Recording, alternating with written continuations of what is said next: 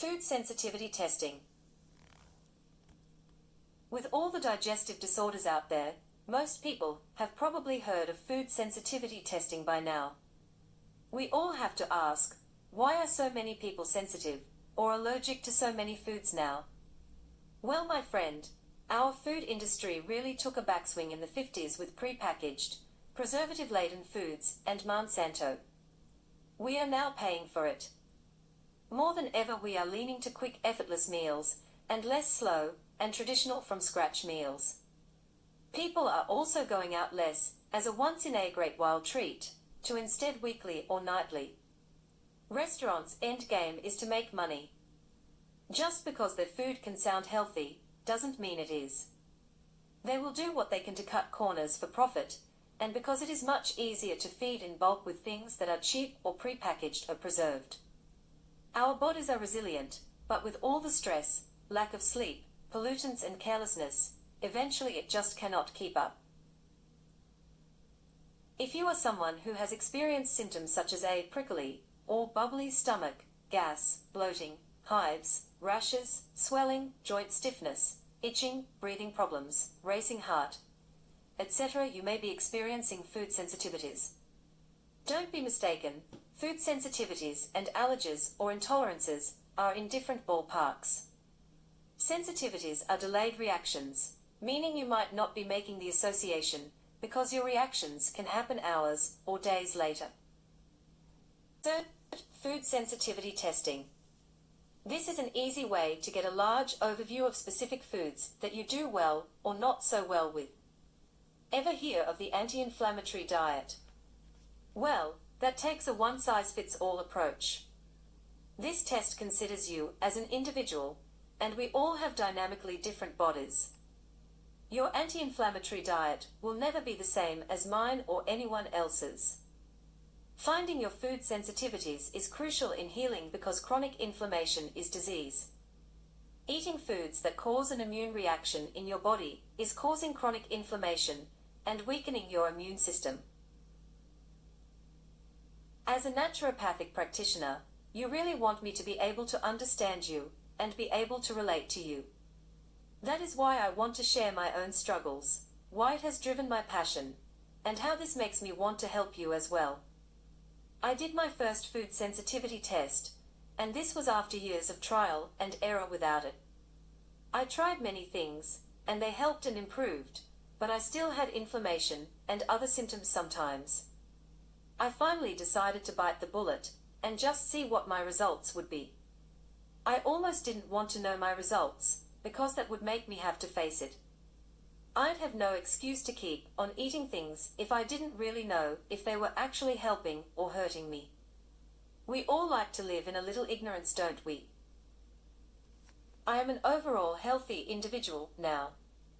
Most people would claim that I am the healthiest person they know. However, I was stunned by food sensitivity test results. They are in the category of worse than the typical person. How can this be? I don't have the full answer to that yet. It takes some digging, however. It is my assumption that I have a chronic underlying virus such as Epstein-Barr, or that I still have work to do on the mucosal lining of my gut or intestines. Either way, at first I was struck, frustrated and a wee bit discouraged. Then God reminded me that He is an overcomer of all things, and no one is better equipped for results like this than me. In the end, it's going to make me a much better practitioner because it is testing my skills and making me have to think outside the box. This is highly personal, but I want to share my results with you so that you see what I am talking about. This will also give you an example of what your test results would look like.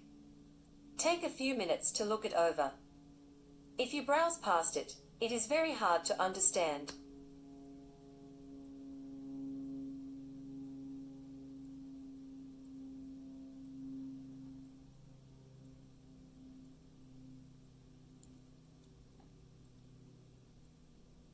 The list of foods to avoid is much bigger than the foods I can eat, especially considering likes and availability of the foods in green. Don't let my results scare you though, they are much more extreme than the typical person. At first I was feeling really hopeless, as I said, but then I meditated and prayed on it, and asked myself, what would I tell my clients if it were them? I'd encourage you to just look at and focus on the green list. Foods you can have, not foods you cannot have. We can get so wrapped up in the negative aspects, and what we have to eliminate, rather than being thankful for the things in which we can enjoy, such as coffee and chocolate. For me, thank you, Lord. I wanted to mention that eliminating these foods is also not a life sentence. Wouldn't you rather be strong and heal your body in 3 to 6 months, or a year, rather than be in battle with it for a lifetime? Now, you may be wondering how I am going to approach this. So I want to share some tips with you and my thought-out plan. First, find a friend you know who is always positive and can pep you up. It will be a huge help. Second, take a couple weeks to wrap your mind around everything and eat up or clear out some of the off-limits foods from your house. I did one last hurrah before I started my new healing plan on a Monday. However, I suggest immediately discontinuing the foods in your severe column. Luckily, it's usually none or just a few items. Third, create a 4 to 7 day rotating meal plan schedule. Be creative with your green list, putting together breakfast, lunch, dinner, and snack ideas for each day. You want to try not to eat the same foods 2 days in a row so that your body doesn't create new sensitivities to the new foods. Having a meal schedule will really help encourage you that there are plenty of options to eat, and will make you feel less panicky. Being prepared will definitely be key. I also suggest coming up with some yummy indulgence foods and snacks to keep you sane. I can have plantains, according to my current results, so I created dehydrated toastones, and they are so amazing. I am obsessed now.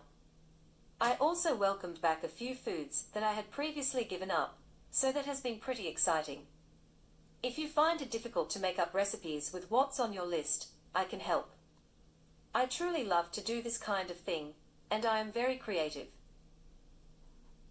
Fourth, donate your off-limits foods to a friend, family member, or family in need. You get to bless them, while doing something good for yourself as well. You will be much more successful if you clear out the tempting off-limits foods and start out fresh with a fridge filled with healing green list foods. Fifth, carry your list with you everywhere. They give you a mini portable green list to take with you shopping. You're not going to have it all memorized right away, and it's a great reference and pre-made grocery list. If you attempt going out, it is also a great tool to validate your position when having confrontation about your healing food protocol. Sixth, be prepared. I can't say this enough. It might be very hard eating out or at a friend's when you cannot always see a thorough label. You're going to be most successful if you really stick to things. Otherwise, you're just prolonging the healing period.